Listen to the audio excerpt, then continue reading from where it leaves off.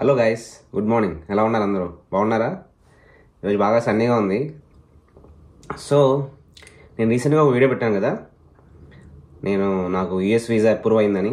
So చాలామంది video చూశారు, like చేశారు అండ్ కమెంట్ కూడా చేశారు. సో కమెంట్స్లో చాలామంది మెన్షన్ చేసింది, భయ్యా మాకు ఇంటర్వ్యూ ప్రాసెస్ క్వశ్చన్స్ ఏమి అడిగారు, ఎట్లా ఆన్సర్ చేశారు అన్నీ అడిగారు. సో ఈ వీడియోలో అమెరికా వీసా ఇంటర్వ్యూలో ఏమేమి అడిగారో చెప్పబోతున్నాను. సో వీడియో లాస్ట్ వరకు చూడండి, ఓకే? Don't miss it. ఎవరైతే మన ఛానల్ ఫస్ట్ టైం చూస్తున్నారో, నా పేరు మనోహర్. నేను లండన్లో ఉంటాను. ఇక్కడ మాస్టర్స్ చదివాను అండ్ ఇప్పుడు గ్రాడ్యుయేట్ వీసాలో ఉన్నా. అండ్ రీసెంట్గా నేను US visa, America visa apply చేశాను. అది కూడా విజిట్ వీసా. సో చాలామంది అడుగుతున్నారు కాబట్టి ఏ వీసా కూడా చెప్తున్నాను. ఇది visit visa, tourist visa. Student visa అంటే F1 వీసా అంటారు, ఇది B1 B2 వీసా అంటారు. Tourist or business visa. Okay, నేను ఆల్మోస్ట్ 6 months బ్యాక్ అప్లై చేశాను ఫస్ట్ టైం. నేను ఇక్కడ యూకేలో లండన్లో స్టూడెంట్గా ఉన్నప్పుడు. కానీ అది రిజెక్ట్ అయిందన్నమాట. ఎందుకు రిజెక్ట్ అయిందంటే దానికి 2 ways ఉన్నాయి. ఫస్ట్ ఆఫ్ ఆల్, మనకి ఇక్కడ వీసా స్టేటస్ ఏమున్నా సరే లేకపోయినా సరే వాళ్ళు రిజెక్ట్ చేయొచ్చు, వాళ్ళ ఇష్టం. మనకి జెన్యున్ క్యాండిడేట్ కాదు వీళ్ళు, ఇక్కడ యూకే కానీ ఇండియా కానీ ఏ దేశం నుంచి అయినా అమెరికా వెళ్ళాలనుకుంటే వాళ్ళు ఏం చూస్తారంటే, వీళ్ళు అమెరికా వచ్చి మళ్ళీ తిరిగి రారు అన్న ఉద్దేశంతో చూస్తారు.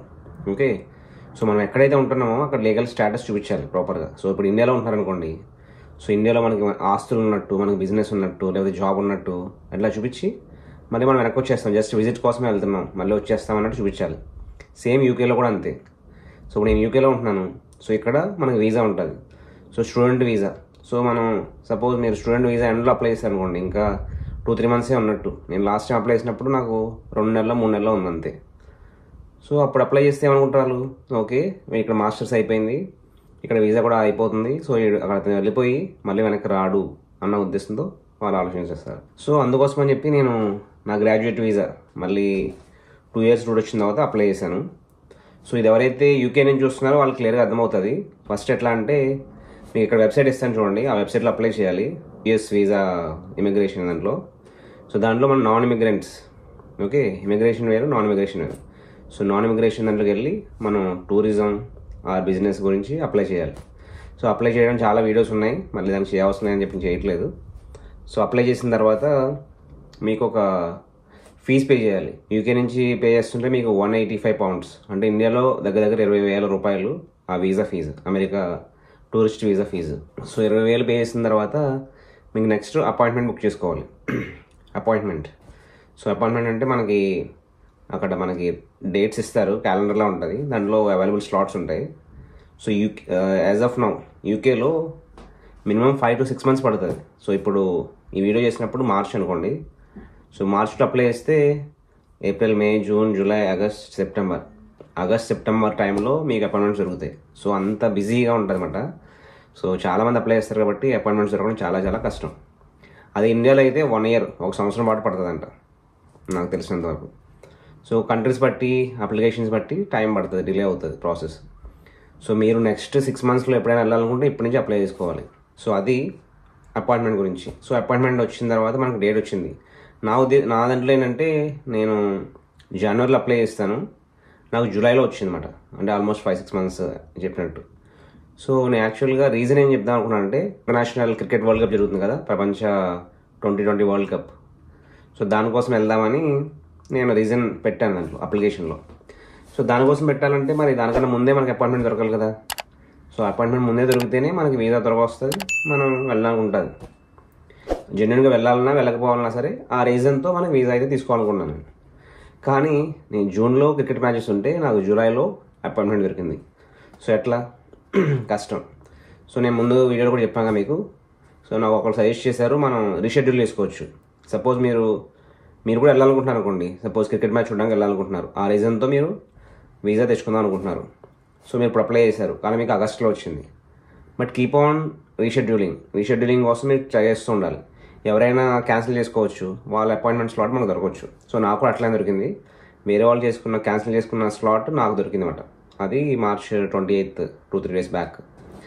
సో అప్పుడు దొరికింది. నేను వెంటనే అమ్మాయ మనకి వచ్చేసిందని చెప్పి నేను బుక్ చేసేసా వెంటనే. సో బుక్ చేసిన తర్వాత మనకి ఫామ్ ఉంటుంది, DS-160, అండ్ మన అప్లికేషన్ ఫాము ఇవన్నీ ఉంటాయి. దాంట్లో మెన్షన్ చేస్తారు ఇవన్నీ తీసుకెళ్లాల్సిన లేదని. మన DS-160 ఫామ్ కన్ఫర్మేషన్ పేజ్ తీసుకెళ్ళాలి. అండ్ దీంతో పాటు మీరు యూకేలో ఉంటే మీ BRP కార్డ్ అండ్ పాస్పోర్ట్ ఈ రెండు కంపల్సరీ. సో రెండు తీసుకెళ్ళండి. సో డాక్యుమెంట్స్ అసలు ఏం అడగరు వాళ్ళు. మనం పే స్లిప్స్ కానీ లేకపోతే బ్యాంక్ స్టేట్మెంట్స్ కానీ లేకపోతే జాబ్ కానీ ఏం అవసరం లేదు. ఉంటే మంచిది, కానీ వాళ్ళు ఏం అడగరు. ఓకే, సో ఇది డాక్యుమెంట్స్ గురించి క్లియర్గా చెప్తున్నా. వాళ్ళు ఏం అడగరు, ఉంటే మంచిది. తీసుకెళ్ళిన తర్వాత ఇక్కడ లండన్లో 9 Elms అన్న ఏరియాలో ఉంది. సో 9 Elms అనే ఏరియాలో మీరు వెళ్తే అక్కడ మీకు US ఎంబసీ, అమెరికా ఎంబసీ కనిపిస్తుంది. నేను లాస్ట్ వీడియోలో పెట్టాను చూడండి. సో అక్కడ వెళ్ళిన తర్వాత బయట పెద్ద క్యూ ఉంటుంది.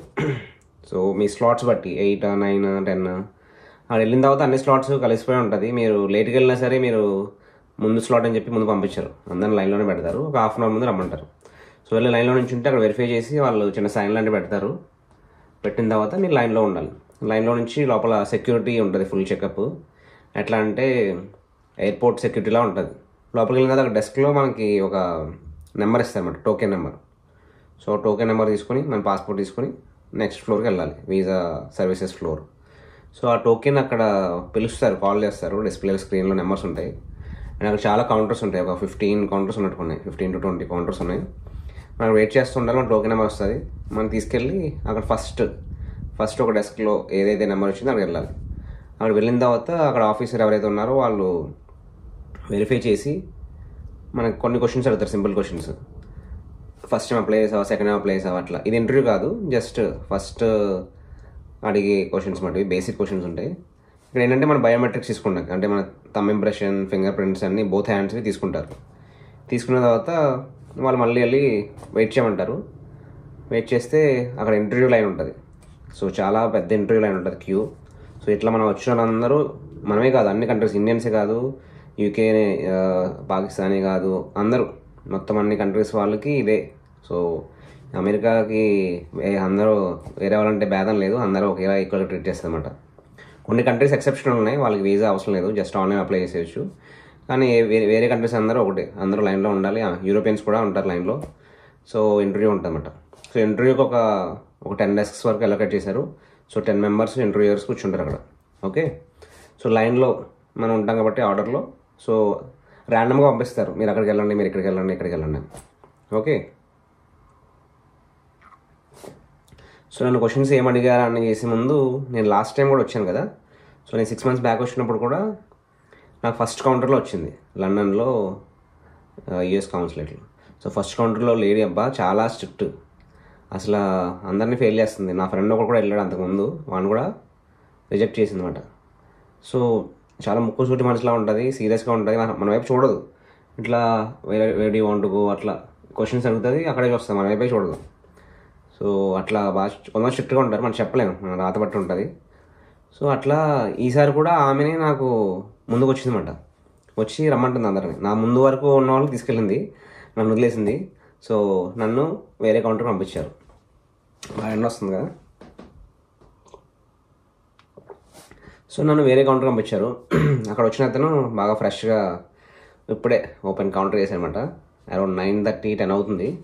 నాకు అపాయింట్మెంట్ 9కి, మన లోపలికి వెళ్ళి అన్నీ చేసినప్పటికీ 10 అయిపోయింది. సో వచ్చాడు, వచ్చి ఇంకా నేను పిలవలేదు, నేను వెయిట్ చేస్తున్నాను, కమ్మన్నాడు. సో వెళ్ళామాట. వెళ్తే నా పాస్పోర్ట్ అండ్ ఫామ్ తీసుకున్నాడు. తీసుకొని చెక్ చేసి అడిగామాట క్వశ్చన్స్. సో ఇప్పుడు క్వశ్చన్స్ ఏంటంటే, so where do you want to go అన్నాడు. I want go to New York అన్నాడు. What's the purpose of visit అన్నాడు. పర్పస్ ఆఫ్ విజిట్ అంటే ఎందుకు వెళ్ళాలనుకుంటున్నారు అని. My purpose of visit is to watch T20 World Cup, it's happening for the first time in America అని చెప్పాను. Okay, మనం straight forward సింపుల్గా ఎట్లా అడిగారో అట్లా సమాధానం చెప్పాలి, ఎక్కువ చెప్పకూడదు, తక్కువ చెప్పకూడదు. And what are you doing in UK అన్నాడు. సో యూకేలో ఏం చేస్తున్నావు అని అడుగుతున్నాడు. సో నేను I have recently graduated and I'm working in a hotel అని చెప్పా. వాట్ యూ డూ అన్నాడు. నేను ఇట్లా సో నైట్ మేనేజర్ అని చెప్పాను. సో నైట్ మేనేజర్ అని చెప్పిన తర్వాత how long have you been working అన్నాడు. అంటే ఎంతకాలం నుంచి ఆ హోటల్లో వర్క్ చేస్తున్నావు అన్నాడు. ఆల్మోస్ట్ 2 years అని చెప్పాను. సో ఆ తర్వాత one day to come to UK అన్నాడు. మీరు ఎప్పుడు UK వచ్చారో అని అడిగాడు. ఐ కేమ్ 2 years బ్యాక్ అన్నాను. Next where did you study, మీరు ఎక్కడ ఏ యూనివర్సిటీలో చదువుకున్నావు అని. సో ఇట్లా నేను సో నార్త్ అమెరికా యూనివర్సిటీలో చదివాను చెప్పా. What course did you study అన్నాడు.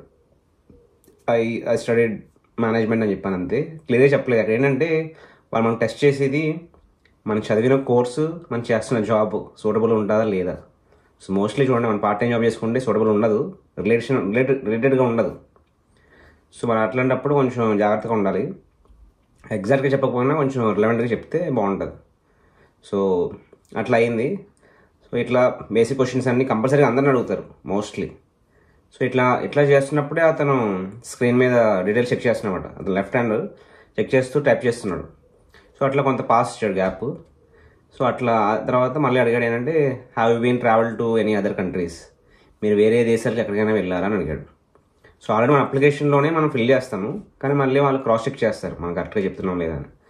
సో నేను అన్న have been to France, Italy, Vatican City, Scotland, Northern Ireland అట్లా చెప్పుకుంటూ వెళ్ళిపోయాను. మనం తిరిగాం కాబట్టి ఆల్రెడీ. సో మనకి అలా ట్రావెల్ హిస్టరీ ఉంటే కొంచెం అమెరికా వీసా రావడం కొంచెం ఈజీ అవుతుంది. స్టిల్ లేకపోయినా వస్తుంది వచ్చే వాళ్ళకి. సో మనకు ఆల్రెడీ ట్రావెల్ హిస్టరీ ఉంది కాబట్టి ఓకే, సరే ఓకే అన్నాడు. మళ్ళీ ఏదో టైప్ చేసుకుంటున్నాడు. కొంచెం గ్యాప్ వచ్చింది, పాస్ ఒక 1 minute అట్లా. సో ఆడేం అడగట్లేని చెప్పి నేనే అన్నా, I'm YouTuber, I have 10,000 subscribers around and I make travel vlogs అట్లా చెప్తున్నమాట నేను. ఆ తర్వాత అట్లా ఏమీ వినలేదు, ఓ కొట్టాడు అంతే. సో తర్వాత అంతే, ఈ క్వశ్చన్స్ అన్నీ ఆల్మోస్ట్ 5-6 క్వశ్చన్స్ అయిపోయినాయి కదా. తర్వాత your visa is approved, come and collect in 7 days అన్నాడు. నేను అనుకున్నాను నేను. సో ఆ ఫీలింగ్ ఉంటుంది కదా, సో ఆ ఫీలింగ్ అసలు వెలకట్టలేనిది. సో నేను చెప్పాను కదా మీకు, యూకే వీసా కన్నా యూఎస్ వీసా రావడం చాలా హ్యాపీగా అనిపించింది నాకు. సో అది మొత్తం total visa interview process. Okay, so అయిన తర్వాత వాళ్ళు మన పాస్పోర్ట్ తీసేసుకుంటారు. ఏమన్నా అంటే 1 weekలో వచ్చి కలెక్ట్ చేసుకున్నాడు. మనకి మేబీ మెయిల్ రావచ్చు ఎక్కడ వచ్చి కలెక్ట్ చేసుకోవాలని. ఐదర్ అక్కడే కలెక్ట్ చేసుకోవాలి, లేదా వేరే ప్లేస్ ఎక్కడ ఉంటుంది అక్కడికి వెళ్ళి కలెక్ట్ చేసుకోవాలి. నా యూఎస్ వీసాతో వచ్చిన మన passport. Okay, so almost 2 days అయింది. నెక్స్ట్ వచ్చిన తర్వాత మీకు ఎట్లా ఉంది, ఎన్ని ఇయర్స్ వచ్చింది అది కూడా అప్డేట్ చేస్తాను. అండ్ చాలామంది లాస్ట్ వీడియో క్వశ్చన్ అడిగారు, అక్కడికి వెళ్ళి ఏం చేయొచ్చు, వర్క్ చేయొచ్చా, పార్ట్ టైం జాబ్స్ చేయొచ్చా, కన్వర్ట్ అయిపోవచ్చా, ఇవన్నీ నెక్స్ట్ వీడియోలో చెప్తా వచ్చిన తర్వాత. ఓకే, సో ఇది టోటల్ ప్రాసెస్ మాట. సో కాస్ట్ ఎంత అయింది అని కూడా అడిగారు కదా. సో టోటల్ కాస్ట్ అప్లై చేయడానికి 185 pounds అండ్ ప్లస్ మీకు ఫొటోస్ ఇవన్నీ ఉంటాయి కదా, ప్రింట్అవుట్స్ అవన్నీ తీసుకోండి. సో టోటల్గా ఒక 200 pounds అనుకోండి, అంటే ఒక 20,000 రూపాయలు అయింది నాకు. ఒకసారి అప్లై చేస్తే, 2 సార్లు అప్లై చేస్తే మళ్ళీ 20,000 అవుతుంది. సో అది ఈ total US visit visa process from London. Okay, మీకు అర్థమైంది అనుకుంటున్నా. నెక్స్ట్ నా వీసా ఎప్పుడు వచ్చింది, ఎన్ని ఇయర్స్కి వచ్చింది, అండ్ మిగిలిన మీరు అడిగిన క్వశ్చన్ అనేది ఆన్సర్కి నెక్స్ట్ వీడియోలో చేస్తాను. ఈ వీడియోలో అంతే అయిపోతుంది కాబట్టి. సో అంతవరకు ఒక లైక్ చేయండి అండ్ సబ్స్క్రైబ్ చేసుకోవడం మాత్రం మర్చిపోకండి. అండ్ మిగిలిన చాలా వీడియోస్ ఉన్నాయి. నేను అబ్రాడ్ ఫారెన్ వెళ్ళిన ట్రావెల్ చేసిన వీడియోస్ చాలా ఉన్నాయి, అండ్ యూకే వీడియోస్ కూడా చాలా ఉన్నాయి. ప్లీజ్ వాచ్ చేయండి అండ్ జస్ట్ ఒక లైక్ చేస్తే చాలు. ఇది రీచ్ అవుతుంది అండ్ మన ఛానల్ గ్రో అవుతుంది. మనం 10,000 subscribers దగ్గరలో ఉన్నాం. ప్లీజ్ మన సబ్స్క్రైబ్ చేసుకుంటే మనం 10,000 రీచ్ అవుతాం. అండ్ అదొక మైల్ స్టోన్ లాంటిది ప్రతి ఒక్క యూట్యూబర్కి. సో మీరు సబ్స్క్రైబ్ చేస్తారనుకుంటున్నా, అండ్ మీ సపోర్ట్ నాకు ఎప్పుడు ఉంటుంది అనుకుంటున్నా. Thank you. జై హింద్.